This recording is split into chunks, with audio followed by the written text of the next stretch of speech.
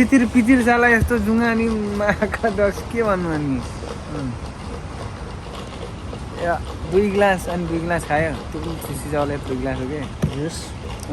बिहान फेरि त्यस्तो अलिअलि मजा आयो होला है अलिअलि नास्ता त्यति खाँदैन कि नाइटै ड्युटी गरेर फेरि थाकेको थियो कि शनिबारको आइतबारको को पेटमा खाएको यत्रै गिलासको 2 गिलास सट हान्यो म एकैछिनमा कुरा खाथ्यो खाइ थियो त अहिले भर्खर कुरा गर्दै यो भइसक्यो महिना प्लसै भइसक्यो होला यो महिना प्लसै भइसक्यो होला खाए यार 2 गिलासले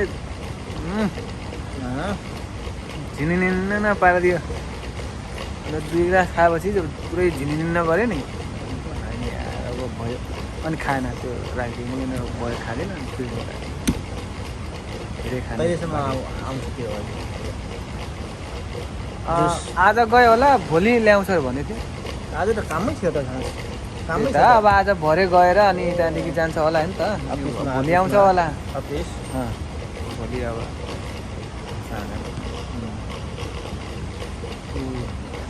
दिलले खान्छ नि त भोलि लिएर आउँछ खानु लिएर आउँछ सुकुटी बनाएर होइन बङ्गु सिकुटीले यस्तो हालत बनाइदिन्छ कस्तो